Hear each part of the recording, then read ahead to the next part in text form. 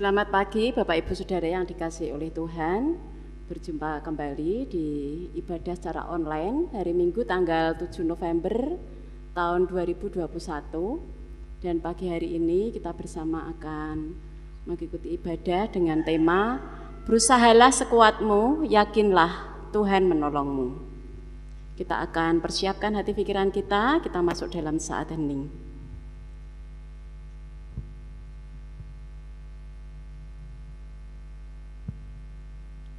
Jemaat diundang untuk bangkit berdiri. Mari kita terima panggilan beribadah dengan menyanyikan pujian dari Kidung Jemaat nomor 408 bait 1. Di jalanku ku diiring.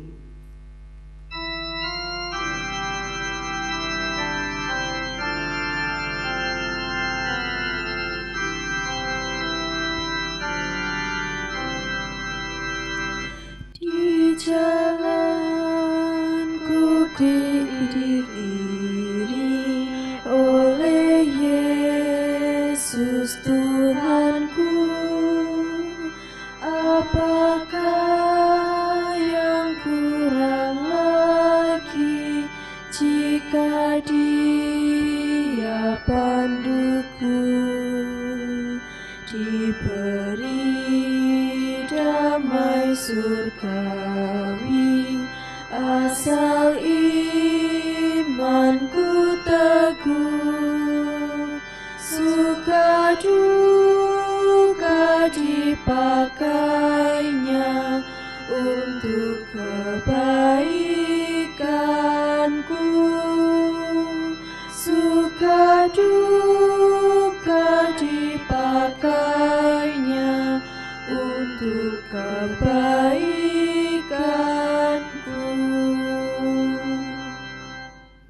Ibadah minggu ini kita sucikan berdasarkan pengakuan kita demikian. Tuhan yang menciptakan langit dan bumi adalah sumber pertolongan kami. Kasih karunia dan damai sejahtera dari Allah Bapa kita dan Tuhan Yesus Kristus ada pada saudara sekalian. Amin.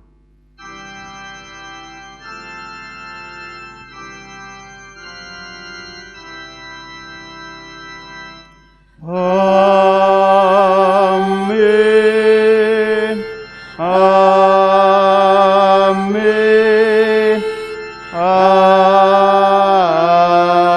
Amin.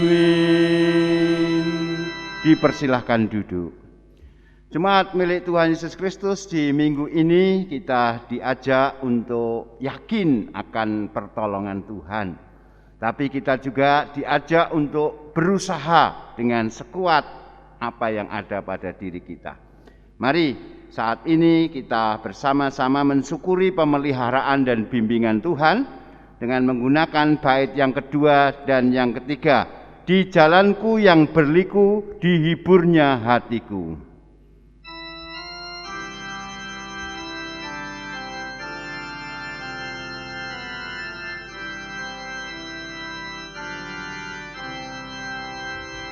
Di jalanku yang berliku, dihiburnya hatiku. Bila tiba pencobaan, dikuatkan imanku. Jika aku kehausan dan langkahku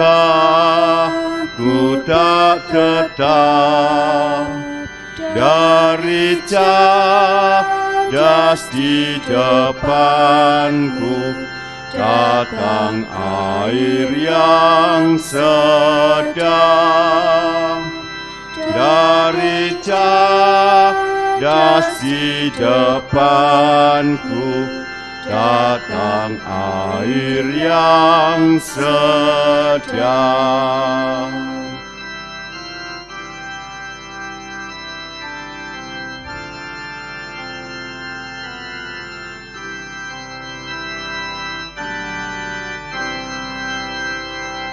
Di jalanku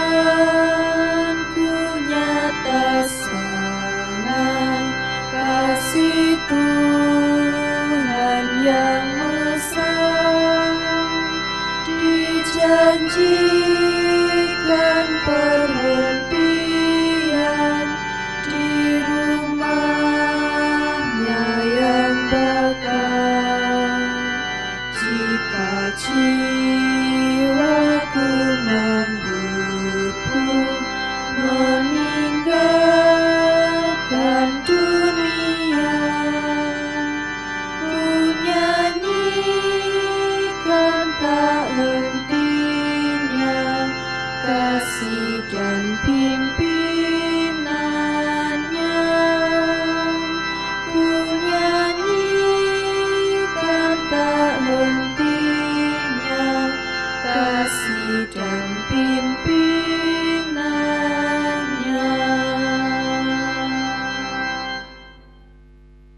Kita bersama akan mendengarkan pembacaan hukum kasih dari Matius pasal 22 ayat 37 sampai dengan 40.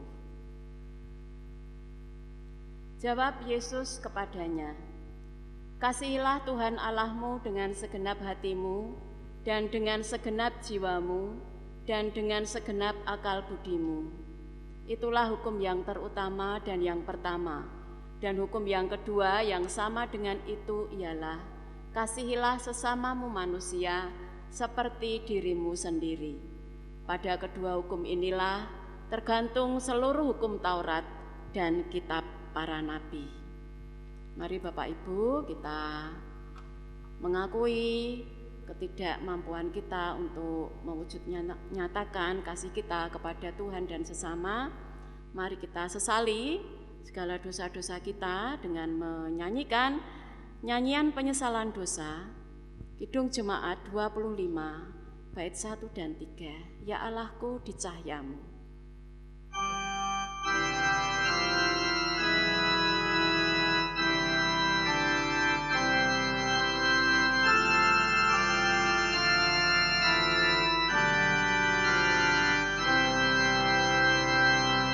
Ya Allahku di cahayamu tersingkap tiap noda, kau lihatlah manusia penuh lumuran dosa. Kepadamu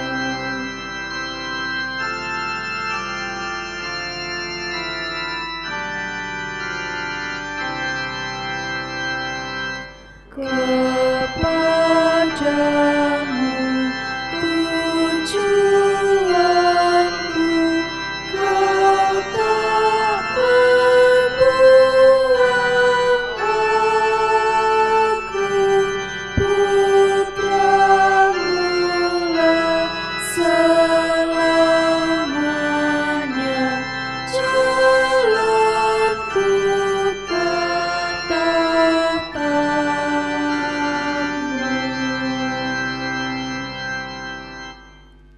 Berita anugerah pada pagi hari ini untuk kita bersama dari 1 Raja-Raja pasal 17 ayat 8 sampai dengan 16. 1 Raja-Raja pasal 17 ayat 8 sampai dengan 16. Maka datanglah firman Tuhan kepada Elia, "Bersiaplah pergi ke Sarfat yang termasuk wilayah Sidon, dan diamlah di sana. Ketahuilah, aku telah memerintahkan seorang janda untuk memberi engkau makan." Sesudah itu ia bersiap lalu pergi ke Sarfat. Setelah ia sampai ke pintu gerbang kota itu, tampaklah di sana seorang janda sedang mengumpulkan kayu api. Ia berseru kepada perempuan itu, katanya, "Cobalah ambil bagiku sedikit air dalam kendi, supaya aku minum." Ketika perempuan itu pergi mengambilnya, ia berseru lagi, "Cobalah ambil juga bagiku sepotong roti." Perempuan itu menjawab, "Demi Tuhan Allahmu yang hidup, sesungguhnya tidak ada roti padaku sedikit pun, kecuali segenggam tepung dalam tempayan dan sedikit minyak dalam buli-buli. Dan sekarang aku sedang mengumpulkan 2-3 potong kayu api. Kemudian aku mau pulang dan mengolahnya bagiku dan bagi anakku. Dan setelah kami memakannya, maka kami akan mati." Tetapi Elia berkata kepadanya, "Janganlah takut, pulanglah, buatlah seperti yang kau katakan, tetapi buatlah lebih dahulu bagiku sepotong roti bundar kecil daripadanya, dan bawalah kepadaku. Kemudian barulah kau buat bagimu dan bagi anakmu.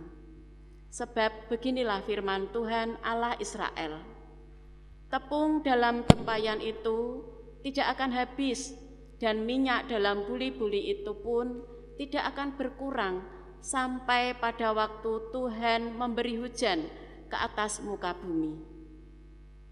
Lalu pergilah perempuan itu dan berbuat seperti yang dikatakan Elia. Maka perempuan itu dan dia serta anak perempuan itu mendapat makan beberapa waktu lamanya. Tepung dalam tempayan itu tidak habis, dan minyak dalam buli-buli itu tidak berkurang, seperti firman Tuhan yang diucapkannya dengan perantaraan Elia. Demikian Bapak Ibu, berita anugerah bagi kita bersama, dan kita juga akan menerima petunjuk hidup baru agar supaya kita dapat menjalankan kehidupan kita yang baru. Petunjuk hidup baru dari Ibrani pasal 9 ayat 24 sampai dengan 28. Sebab Kristus bukan masuk ke dalam tempat kudus buatan tangan manusia yang hanya merupakan gambaran saja dari yang sebenarnya, tetapi ke dalam surga sendiri untuk menghadap hadirat Allah guna kepentingan kita. Dan ia bukan masuk untuk berulang-ulang mempersembahkan dirinya sendiri, sebagaimana imam besar setiap tahun masuk ke dalam tempat kudus dengan darah yang bukan darahnya sendiri. Sebab jika demikian, ia harus berulang-ulang menderita sejak dunia ini dijadikan. Tetapi sekarang ia hanya satu kali saja menyatakan dirinya pada zaman akhir untuk menghapuskan dosa oleh korbannya. Dan sama seperti manusia ditetapkan untuk mati hanya satu kali saja dan sesudah itu dihakimi, demikian pula Kristus hanya satu kali saja mengorbankan dirinya untuk menanggung dosa banyak orang. Sesudah itu ia akan menyatakan dirinya sekali lagi tanpa menanggung dosa untuk menganugerahkan keselamatan kepada mereka yang menantikan Dia. Demikian Bapak Ibu, berita anugerah dan petunjuk hidup baru. Mari kita sanggupi dan kita bangkit berdiri menyanyikan nyanyian kesanggupan dari Kidung Jemaat 445 bait 1-2, Harap akan Tuhan.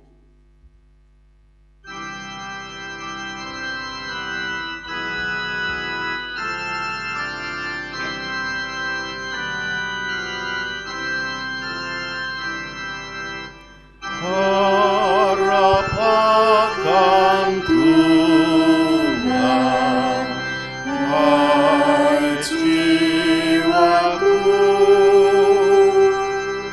Dia perlindungan dalam susahmu.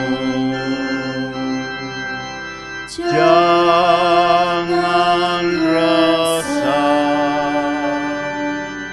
tabah berserah, karena habis malam pagi merekam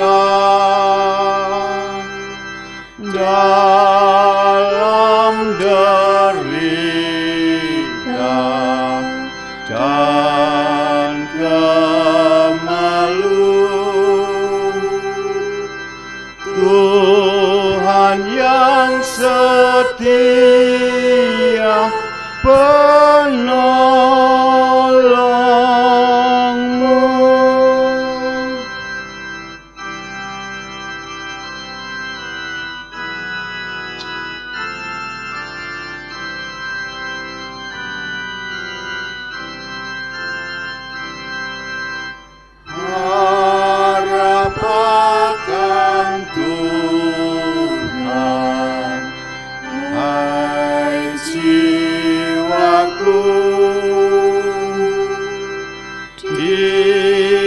perlindungan dalam susahmu.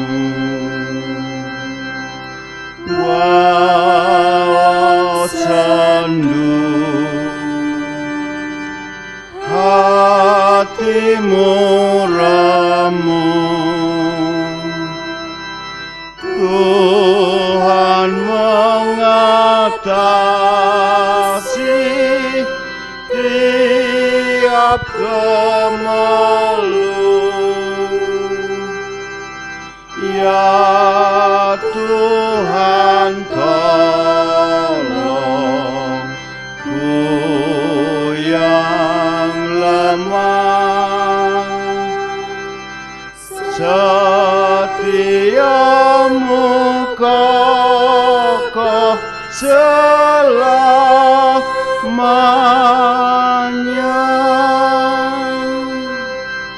Dipersilahkan duduk. Bapak Ibu Saudara yang dikasihi oleh Tuhan, kita diberikan kesempatan untuk membawa persembahan kita, dan dasar dari persembahan kita pagi hari ini dari Mazmur pasal 127. Mazmur 127. Berkat Tuhan pangkal selamat. Nyanyian ziarah Salomo. Jikalau bukan Tuhan yang membangun rumah, sia-sialah usaha orang yang membangunnya. Jikalau bukan Tuhan yang mengawal kota, sia-sialah pengawal berjaga-jaga. Sia-sialah kamu bangun pagi-pagi dan duduk-duduk sampai jauh malam, dan makan roti yang diperoleh dengan susah payah. Sebab ia memberikannya kepada yang dicintainya pada waktu tidur. Sesungguhnya anak-anak lelaki adalah milik pusaka daripada Tuhan, dan buah kandungan adalah suatu upah. Seperti anak-anak panah di tangan pahlawan, demikianlah anak-anak pada masa muda.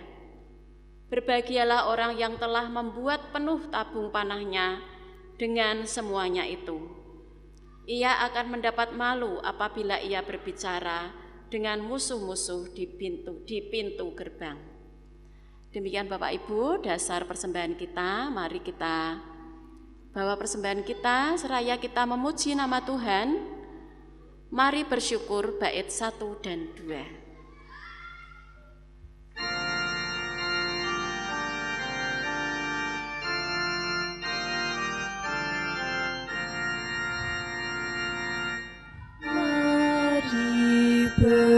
Bersyukur semua atas kebajikan Tuhan, kasih perjanjiannya sungguh nyata selamanya.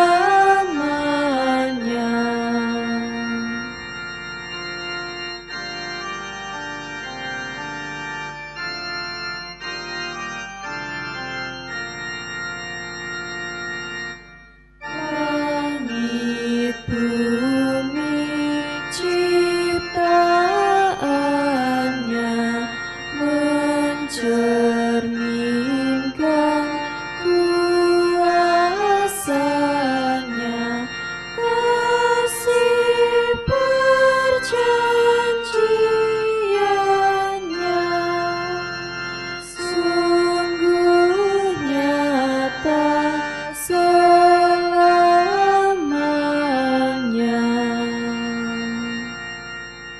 Mari kita akan berdoa, diundang untuk bangkit berdiri. Bapa Allah Surgawi, di tengah-tengah kami memuji dan memuliakan nama-Mu, kami juga datang membawa tanda syukur kami, membawa persembahan kami, yang semuanya Tuhan berasal dari berkat-berkat-Mu. Tuhan, inilah persembahan kami, kiranya Tuhan sucikan, kuduskan, sehingga menjadi persembahan yang harum di hadapan Tuhan. Dan kiranya persembahan ini juga dapat menjadi sarana untuk nama Tuhan semakin dipermuliakan.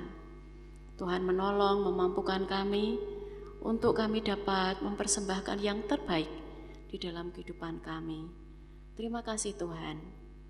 Bapa dalam surga, kami juga akan mendengarkan firman-Mu, wujud pemeliharaan-Mu pada setiap kami.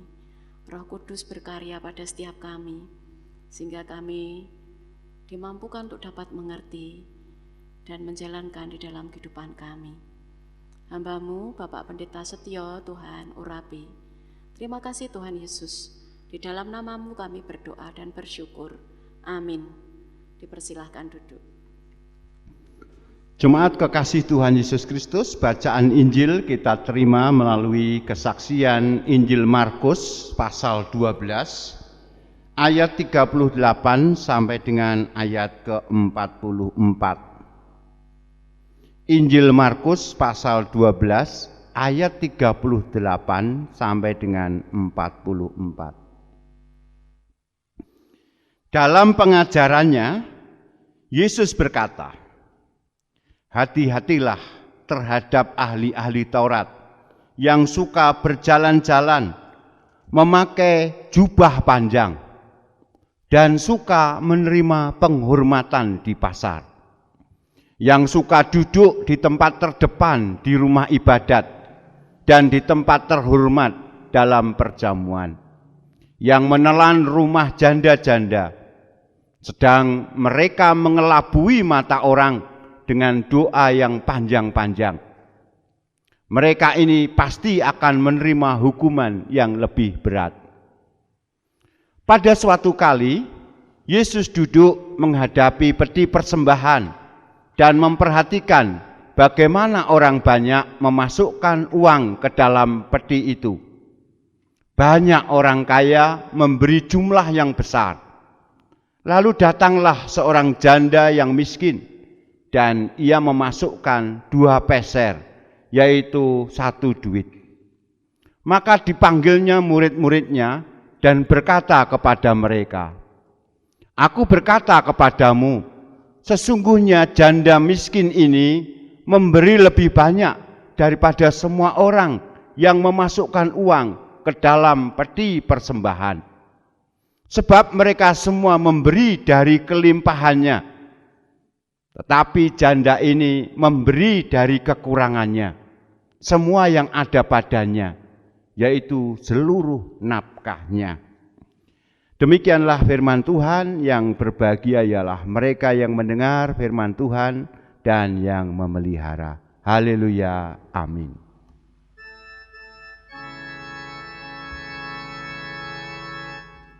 Haleluya, haleluya, haleluya.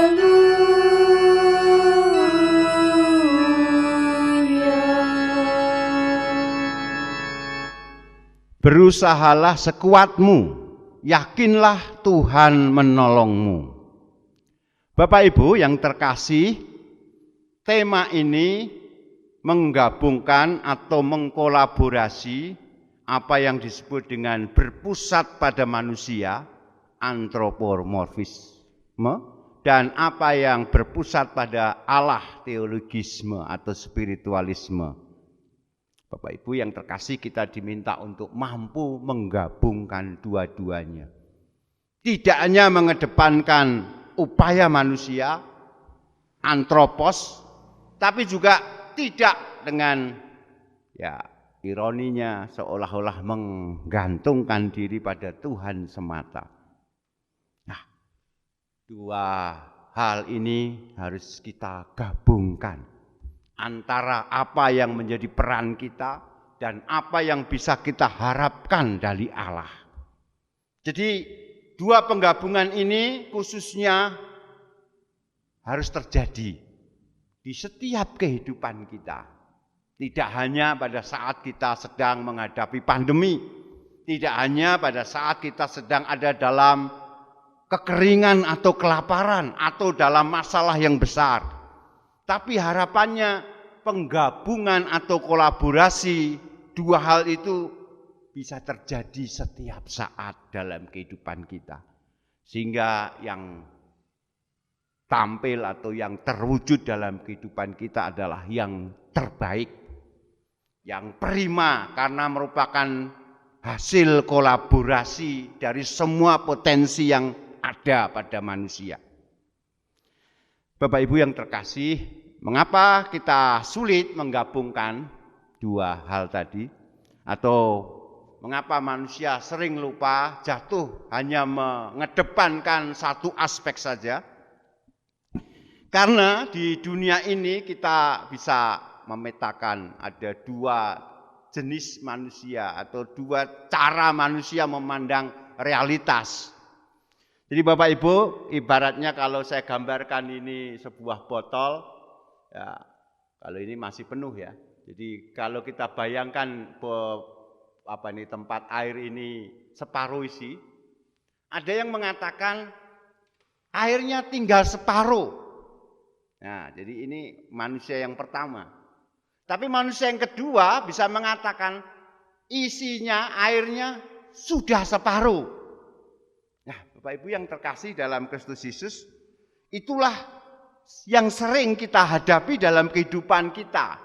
Entah kita memandang realitas itu seperti itu atau yang seperti ini. Ya, tinggal berisi separuh atau sudah separuh. Nah, mengapa saya gambarkan seperti itu Bapak Ibu? Kita menyadari bahwa ketika kita hidup di dunia dengan segala permasalahannya, kita sering atau ketakutan kita atau kecemasan kita itu justru sering mempengaruhi kita dalam mengambil sebuah keputusan.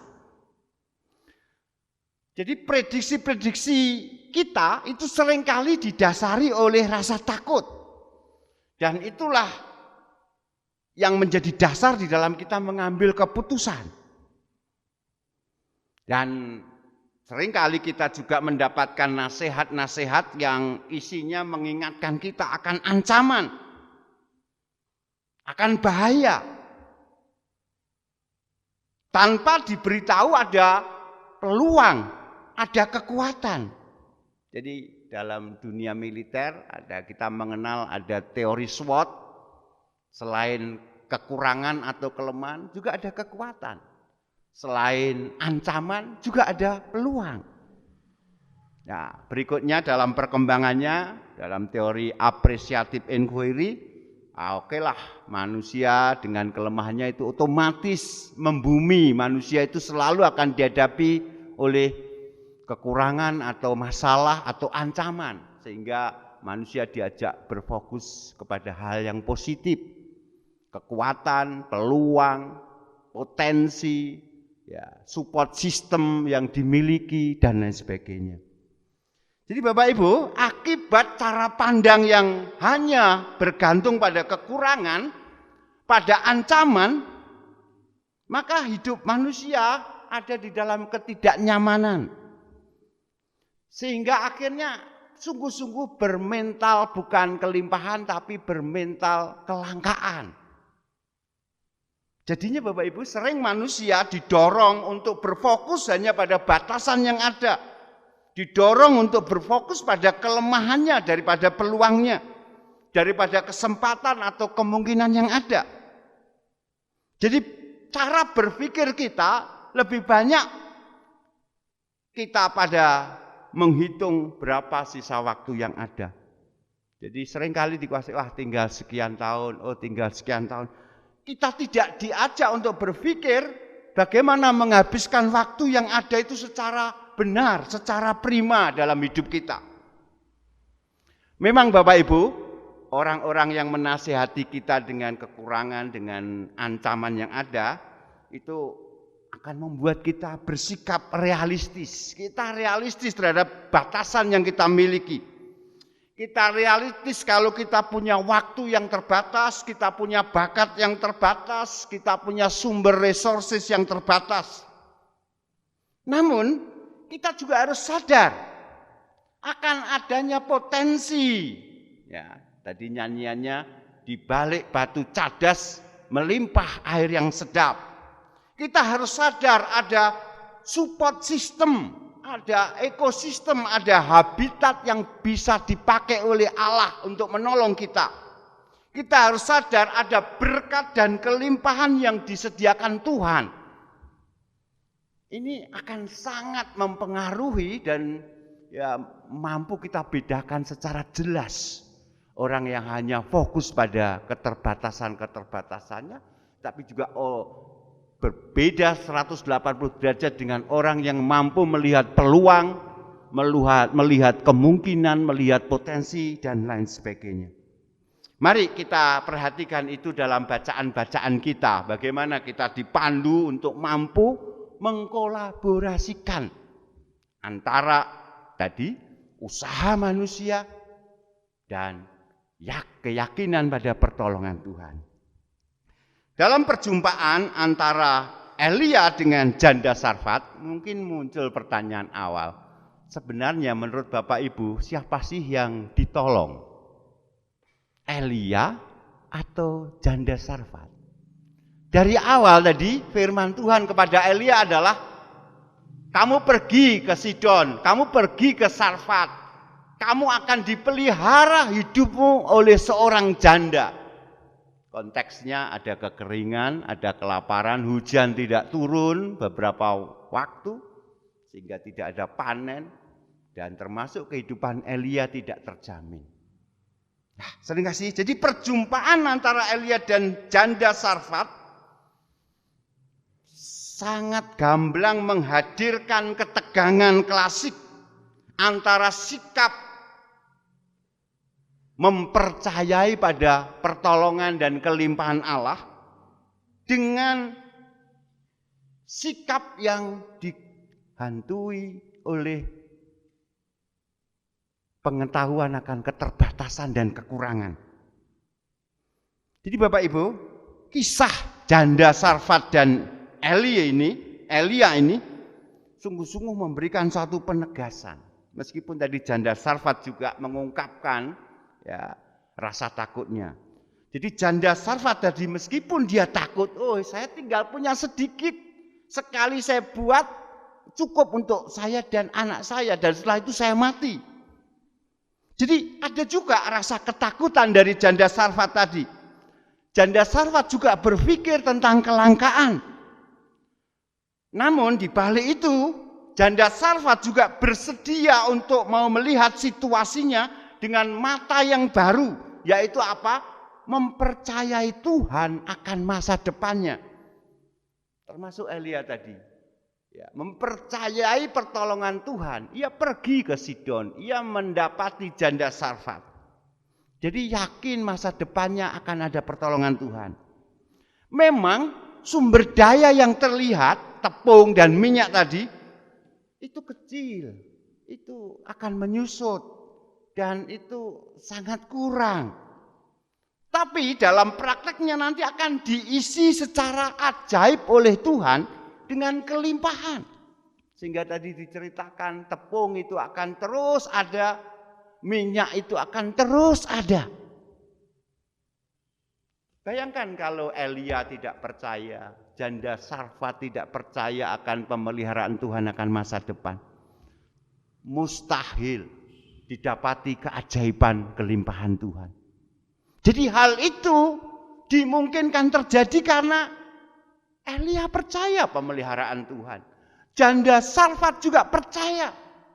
Bahkan ketika Elia mengatakan, dahulukan saya dulu. Buatlah roti untuk saya dulu meskipun roti itu kecil.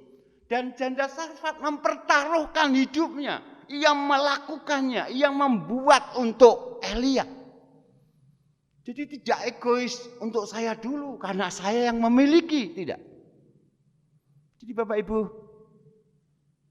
janda Sarfat dikuatkan dengan kata-kata Elia, jangan takut, Allah akan menyediakan.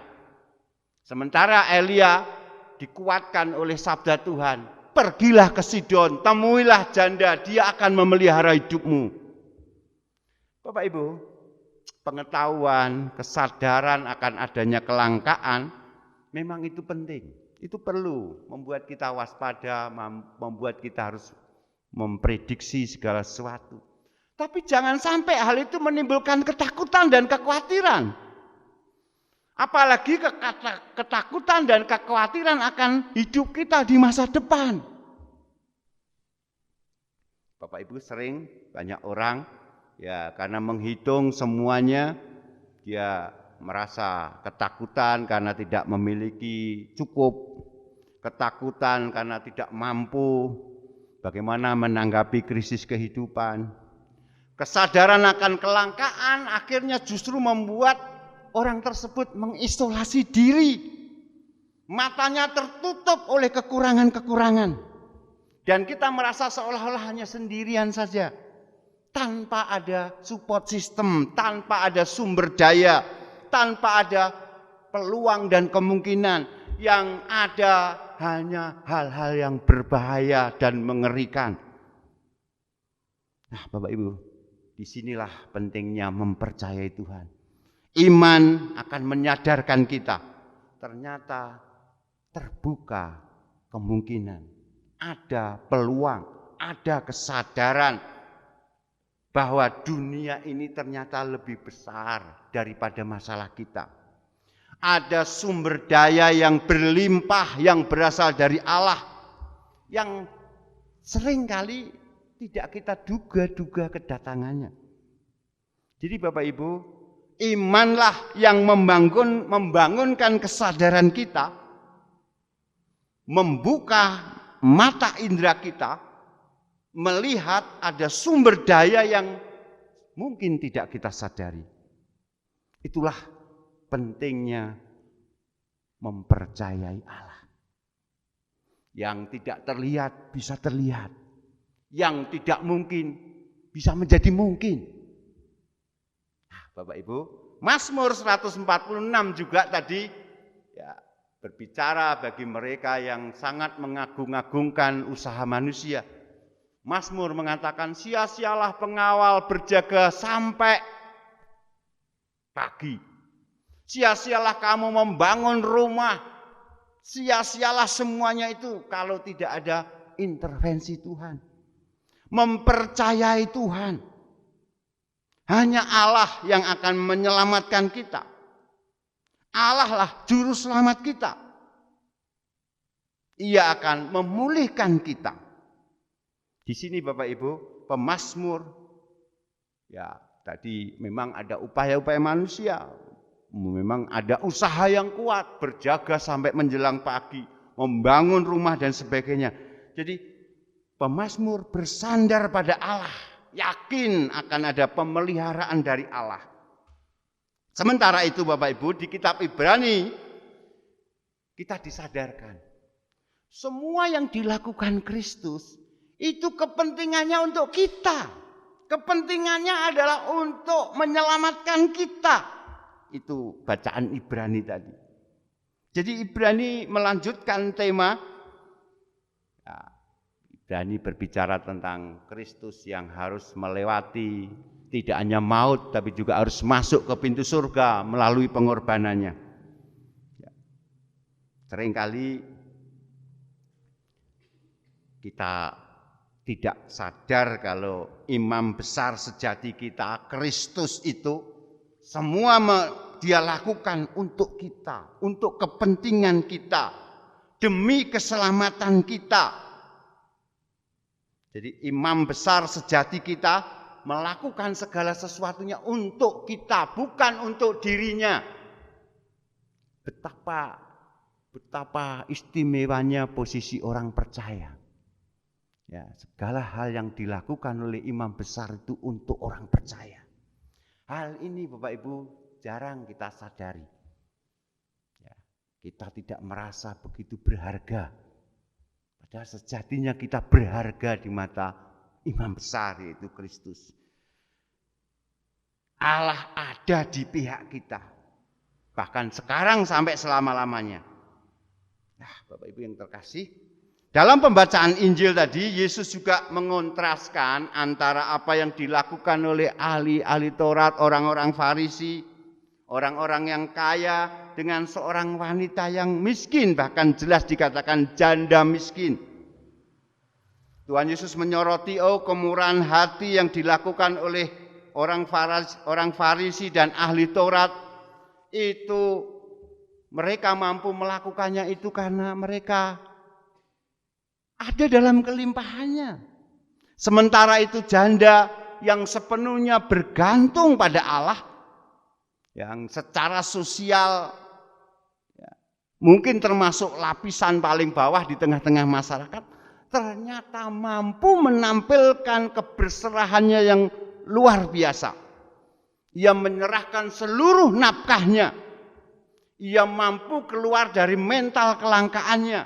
Ia mampu keluar dari situasi kemiskinannya. Sebab dia tahu segala sesuatu itu milik Allah. Tidak hanya segala sesuatu, hidupnya dan masa depannya ada di tangan Allah. Oleh karena itu mendorong janda tadi bisa berkorban, berani berkorban, mempercayai pemeliharaan Allah untuk merawat hidupnya. Bapak Ibu, bacaan yang kita terima di minggu ini tentunya ditujukan bukan untuk mereka yang gampang kecil hati, mereka yang gampang khawatir dan takut. Sebab mempercayai Allah memang menuntut kita harus berani keluar dari zona nyaman kita. Sehingga dengan kita keluar dari zona nyaman kita, seperti Elia tadi, dia berani keluar dan mendapati janda Sarfat tadi. Ia bisa menjangkau janda Sarfat. Jadi di mata saya, Elia dipakai oleh Tuhan untuk menolong janda Sarfat. Tapi di mata saya juga, janda Sarfat dipakai oleh Allah untuk menolong Elia. Itu karena keterbukaan diri mereka. Sehingga mereka mampu menyerahkan keputusan hidupnya, menyerahkan tantangan hidupnya dengan mengandalkan Allah. Bapak Ibu, dua janda, baik janda Sarfat maupun janda dalam Injil tadi, adalah gambaran yang tepat untuk situasi kita di masa pandemi ini. Kita semua berani dipanggil untuk yakin pada pertolongan Allah.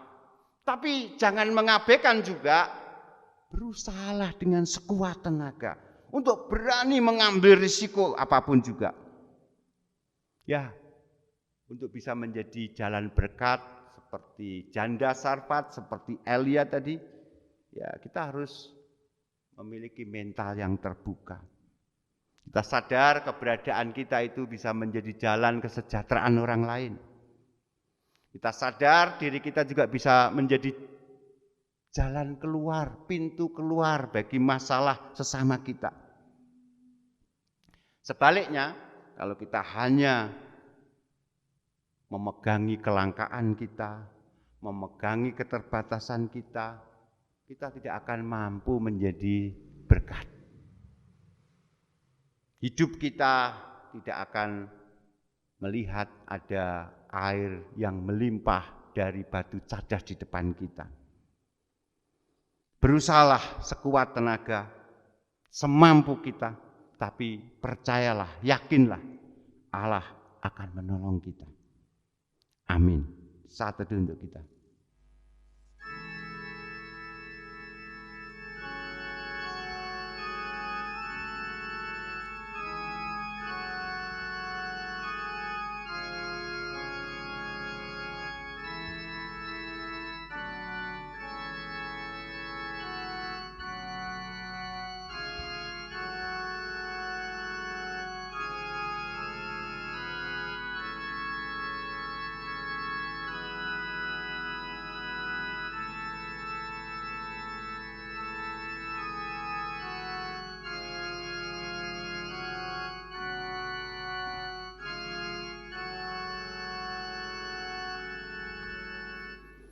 Puji syukur ya Allah, karena jalan-Mu sungguh jalan untuk keselamatan kami.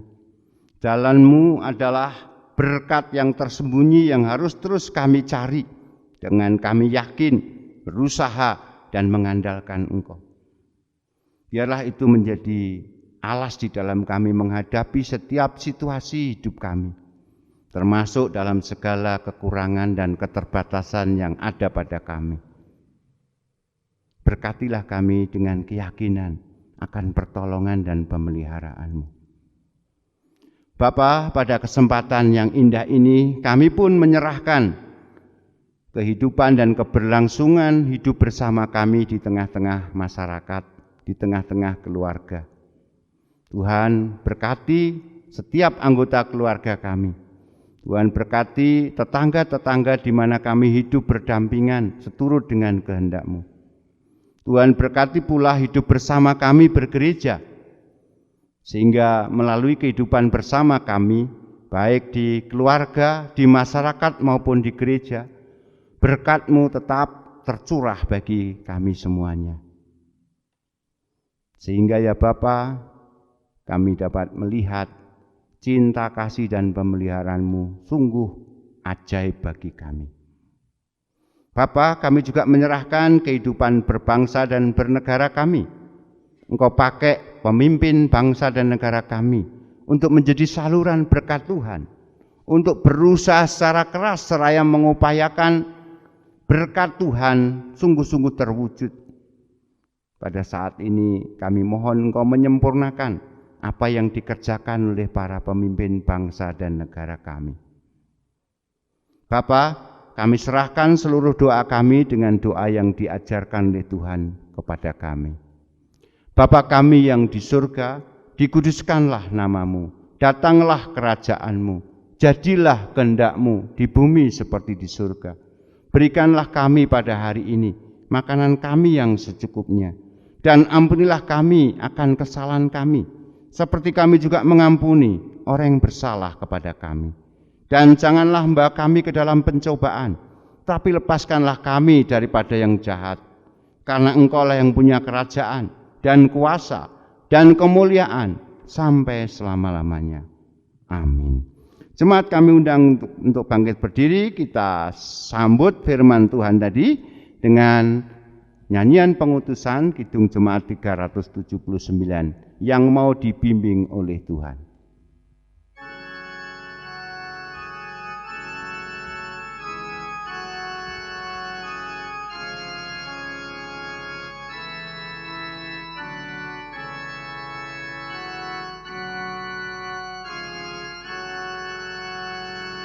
Yang mau dibimbing oleh Tuhan dan yang berharap nanti akan mendapat pertolongan, bahkan di saat terpedih. Tuhanlah dasar imannya, bukanlah pasir alasnya.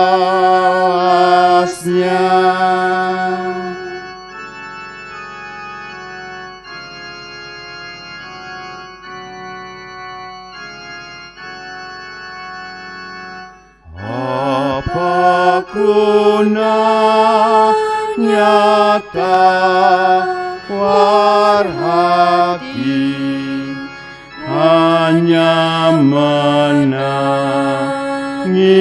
terseduh. Apa gunanya tiap pagi kita mulai berkeluh, jikalau kita bersedih, tambah berat beban salib. Bapak yang dikasih Tuhan Yesus Kristus, mari bersama-sama mengikrarkan iman percaya kita kepada Tuhan, dan masing-masing malah kita mengatakan yang demikian. Aku percaya kepada Allah Bapa yang Maha Kuasa, Khalik langit dan bumi, dan kepada Yesus Kristus, Anak yang tunggal Tuhan kita, yang diangkat dari Roh Kudus, lahir dari darah Maria, yang menderita di bawah pemerintahan Pontius Pilatus, disalibkan, mati dan dikuburkan, turun ke dalam kerajaan maut. Pada hari yang ketiga bangkit pula dari antara orang mati, naik surga, duduk sebelah kanan Allah Bapa yang Maha Kuasa, dan akan datang dari sana untuk menghakimi orang yang hidup dan yang mati. Aku percaya kepada Roh Kudus, gereja yang kudus dan persekutuan orang kudus, pengampunan dosa, kebangkitan daging dan hidup yang kekal. Jemaat milik Tuhan, terimalah berkat-Nya. Tuhan memberkati saudara dan melindungi saudara. Tuhan menyinari saudara dengan wajah-Nya dan memberi saudara kasih karunia. Tuhan menghadapkan wajah-Nya kepada saudara dan memberi saudara damai sejahtera. Amin.